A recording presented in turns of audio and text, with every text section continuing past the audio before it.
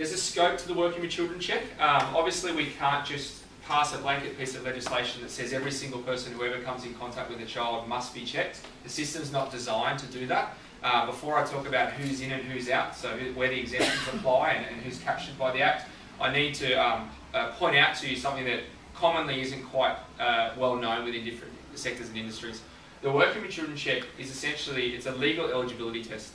It says, does a particular person have a relevant criminal record that might bar them or disqualify them from working with children? It does not tell you whether someone's a safe person. It doesn't tell you whether they're a fit and proper person or whether they're going to conduct themselves appropriately when they engage with children in your programs and activities. We don't give you a rubber stamp or an endorsement to say because this person's cleared, therefore they won't go on to then hurt or harm a child. The biggest area of concern for the entire government and police is the people within our society who have never been known to police. So they haven't been charged, they haven't been convicted. They will apply for the same criminal record check, Working with Children check in New South Wales, and they will clear the exact same check as everyone else in this room. So don't rely on the Working with Children check processes as your risk management.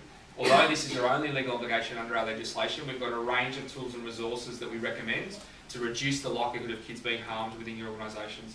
Codes of conduct, complaint handling procedures, empowering your children to raise alarms, risk management plans, child-safe, child-friendly policies, interview questions, reference checking questions, supervision techniques, a whole range of guides that are downloadable and you can use this afternoon if you chose to. The Working with Children check serves a very good purpose. It identifies any person who has a known criminal record that may pose a risk to children, and through our legislation we can disqualify or bar them from working with kids. We don't know who the people are who don't have a criminal record that may pose a risk to children, and they might be the most serious risk because they could be offending against kids and very, very good at it. So don't just rely on the check and say, as long as we check everyone on site, therefore our kids are safe. Essentially what we do is set scope within the legislation to which roles are legally required to be checked. There are certain auxiliary or periphery type roles which are going to be exempt from the Working with Children check. Under those sorts of sections and definitions of the Act and the regulation, if you compel people to go and get the Working with Children check and they aren't in a child-related role, it can be quite a difficult process for you if we notify you that they've now become barred from working with children. Obviously we're talking more in the volunteering type realm today, but if you had paid employment, we don't cover you for unfair dismissal in regard to disqualifying people or dismissing people if they're not in a child-related position.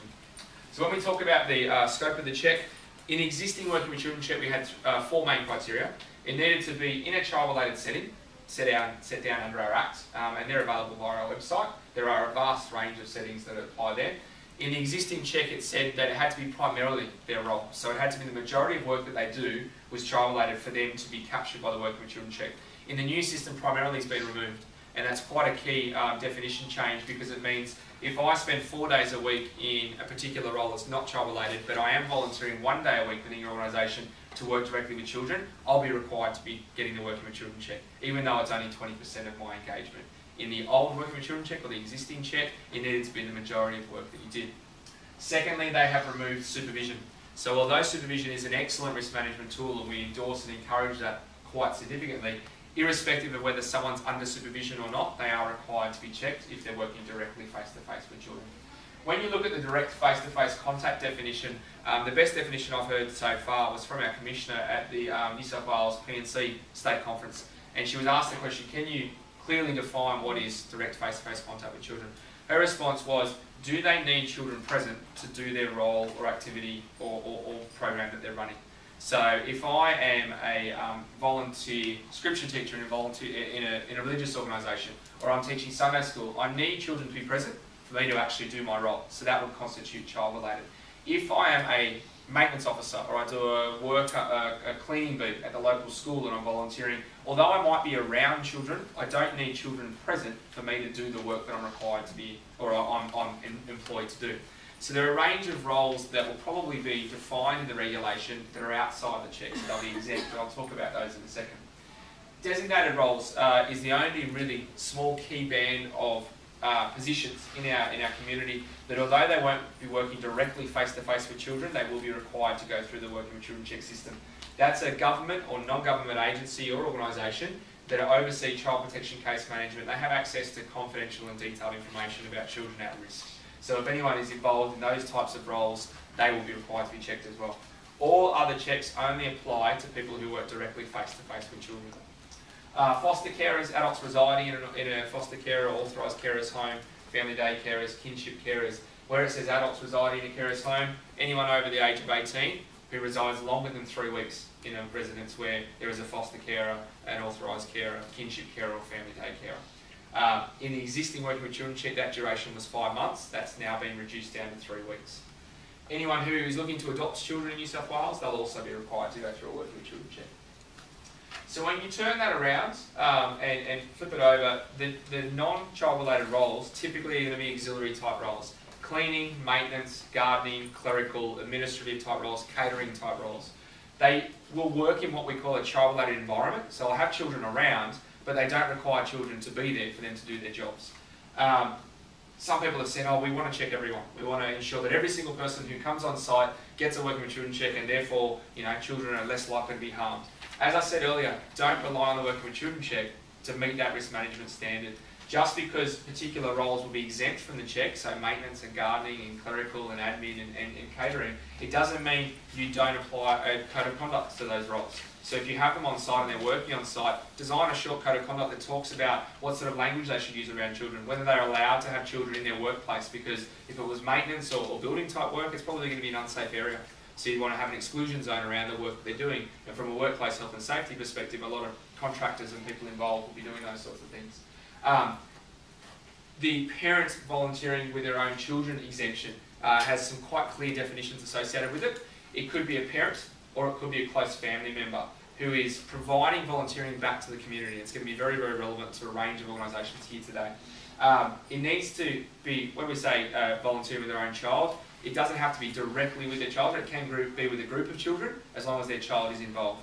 So if we look at education type organisations, if a child is registered or enrolled in a particular organisation like childcare, kindergarten, community care, early education, primary school, high school, a parent or a close family member can volunteer in that organisation as long as their child is enrolled or attends that organisation. We've had lots of questions, what if my child is sick that day and I'm volunteering at the local school? Common sense says that you can't be stopped at the door and told you have to now go and get a Working with Children check because your child has a short-term absence. So effectively there is some good common sense associated with it, meaning that if my child is enrolled in my local primary school and I volunteer there, I'm not obligated to be checked.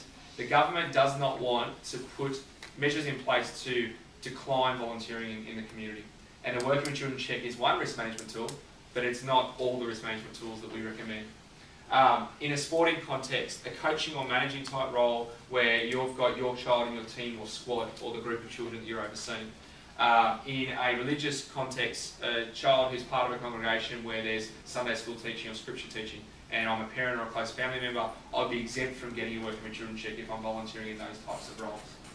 The definitions associated with our exemptions will be handed down once the regulation's completed. The fact sheets associated with the exemptions and what typically applies to the volunteering sector will also be handed down at those points via our website and an e-newsletter. We get lots of inquiries about the definitions. I don't want to give the wrong information to you. I'd prefer to wait till it's all set in stone and definitive. But certainly after today, if you have particular queries about the programs and activities you run, do email or call us, and we can have those ready to go and our responses ready to go once the regulation is completed.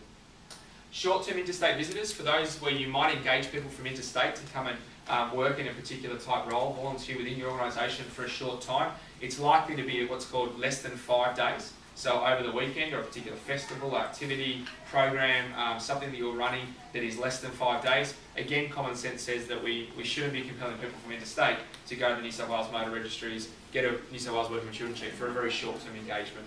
I'd certainly recommend that you have your codes of conduct and you have your risk management plans and you look at reference checking other people from other states and overseas when you're engaging volunteers in those types of roles. There's another exemption with short-term interstate visitors where if someone has the equivalent of their jurisdiction, so their state, Working with Children checks, so the blue card, the ochre card, Western Australian, South Australian, Victorian Working with Children checks, they can come and work in New South Wales for up to 30 days every year, as long as they have that equivalent from their jurisdiction. So there will be people that you might engage on a short-term basis for a 2-week school holiday period. They might be from another state or territory. It may be longer than that 5-day short-term engagement, but if they have the blue card from Queensland, because they do the same type of role in Queensland, Western Australia, South Australia, Victoria, ACT or Northern Territory, That's okay in New South Wales as long as it's less than 30 days in a year. If it's over 30 days, they're going to have to have both. And for those people who might have offices or regional programs that run along the borders, we get lots of inquiries and feedback about how they have to have duplication of a Victorian and a New South Wales, or a Queensland and a New South Wales working with children check. If it is over 30 days in a calendar year, unfortunately they will be required to get the New South Wales check as well. Anyone under the age of 18 is going to be exempt in the new system. The existing working with children check, there was one statement in the Act that said there's no age minimum to the working with children check, and that essentially meant that some organisations did choose to get young volunteers under the age of 18 to sign declarations or to put them through criminal record checks if they're a casual workforce. In the new system, just like other states and territories, we're going to be exempting anyone under the age of 18. So even if you wanted to compel someone under the age of 18 to get the check, the system won't recognise them because of their date of birth. There'll be provisions in place that if you have a teenager who's 17 and volunteering and they're then progressing to the age of 18, they will be able to register and apply online a certain amount of days prior to their 18th birthday. So you don't need to panic and say, ensure that person on their birthday attends the motor registry and processes that check. All those exemptions are close to being finalised, and I'm going off, this presentation goes off the draft regulation that was provided back in December. Once it's finished, we will have all those fact sheets. We'll list clearly what the definitions are, the terminology, how it's applicable to the volunteer sector, and how each of those exemptions might apply.